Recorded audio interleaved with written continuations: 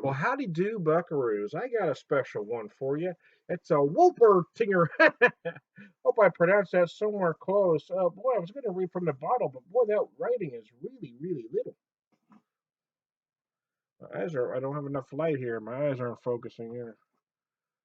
Triple fermented ale brewed with spices, aged in oak barrels. Your website mentions bourbon and or burgundy barrels that it could be in as well, but they are a little cagey about it. Typically, I pour the beer, take a picture, but I didn't. I got it right here. So I'm going to pour it for you as we speak here.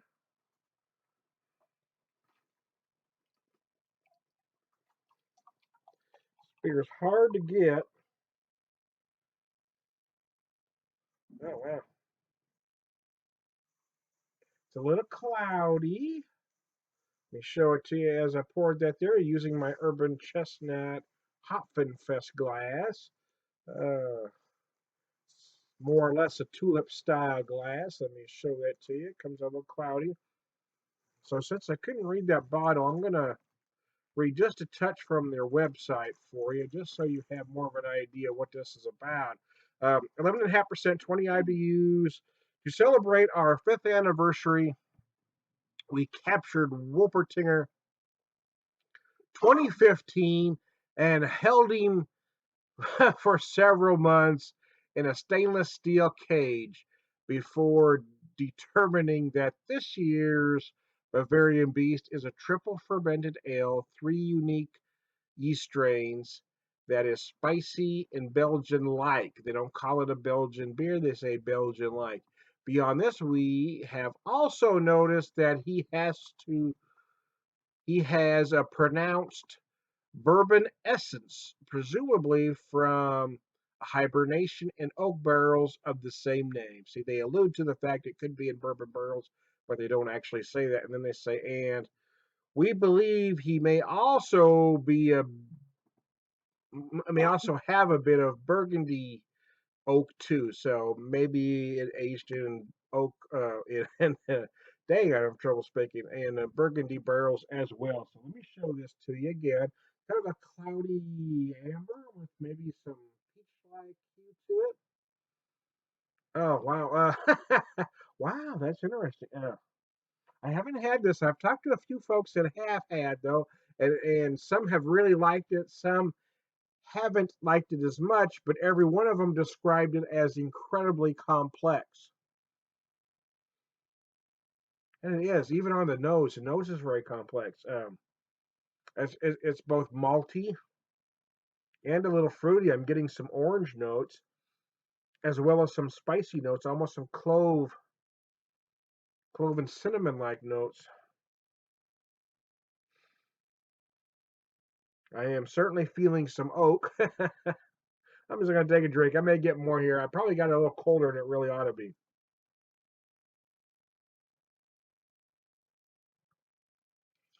Oh, damn. Wow.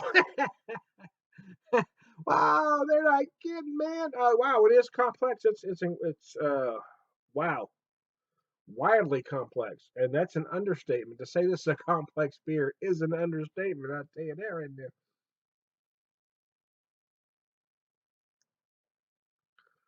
The biscuits. Oh wow. Wow, I don't even know where to start. Wow. Okay, right there at the. I was getting a whole lot of things in the middle. I mean, I was feeling some malts. I was feeling that orange I described on the nose. I was feeling some of the spice, and then I got to the finish, and then I started feeling a whole lot of bourbon, and then I was feeling some wine like notes. I'm guessing from Burgundy.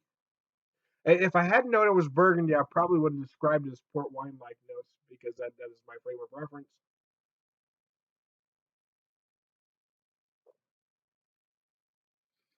Very malty. Almost, it feels initially like a big imperial brown ale. It gives me similar malt characteristics that the Mother's Imperial Three Blind Mice has, which is an imperial brown ale. But then it switches, and then you get those Belgian characteristics. It turns on you, and then you get some of those floral and fruity characteristics that Belgian beers get. That's absolutely not a brown ale. But my point is, at first I get kind of brown ale like notes, and it turns into something else. I'm getting some stone fruit in there. I'm getting some apricot. I'm getting some orange notes. Again, I'm feeling some spice. I'm getting clove. I'm getting cinnamon. Maybe some no, not cinnamon. It's not cinnamon. I'm getting allspice. That's what I'm getting.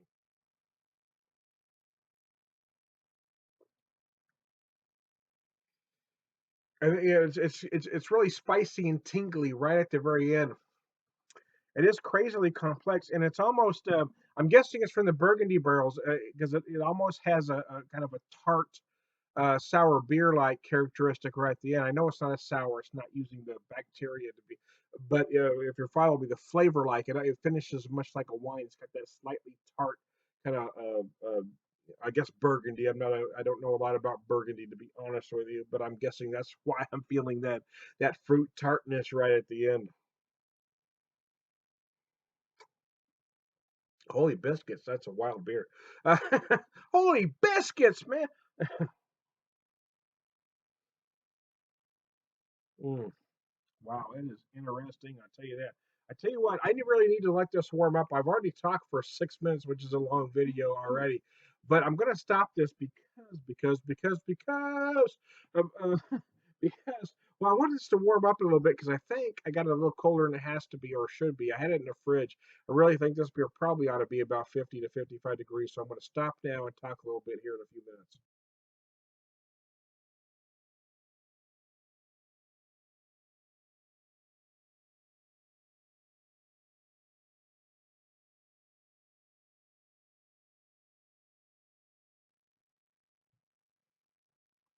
Well, hey, do Buckaroos, I'm back. Did you miss me? I miss me.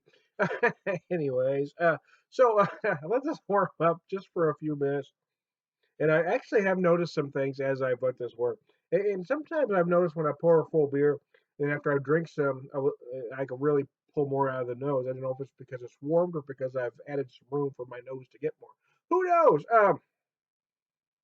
But again, I am getting more both on the nose and on the flavor now. I'm feeling more fruit notes now that it's warming up. I'm feeling some apricot. I'm feeling some dark fruit,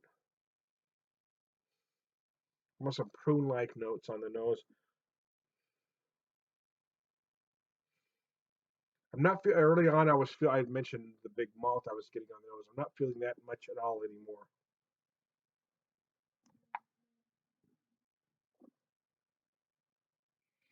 On the flavor as well, I'm not noticing as much of that big imperial brown ale malt that I was noticing earlier.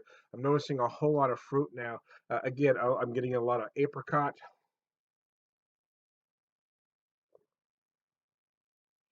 Again, some plum or prune-like notes.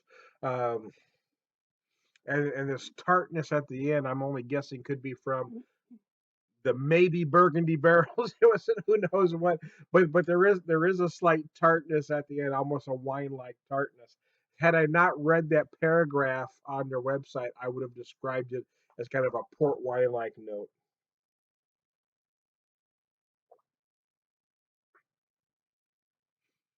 I'm still feeling the spice. I'm feeling some allspice. I almost said old spice.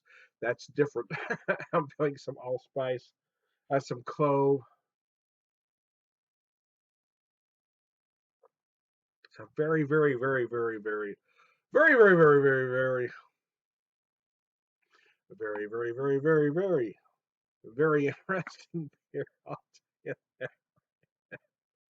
Anyways, yeah, I don't know what else I can say about this. I'm clearly getting buzzed. It's 11.5%. Wow, that's a monster.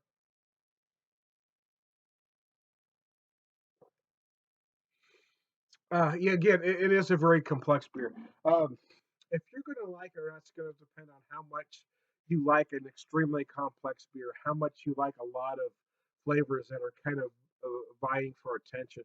For me, it works because they all, even though there is a lot of flavors vying for attention, a lot of flavors and aromas vying for attention, at some point they all kind of work together harmoniously. When beers like this don't work for me, it's when they try to take each other in different directions.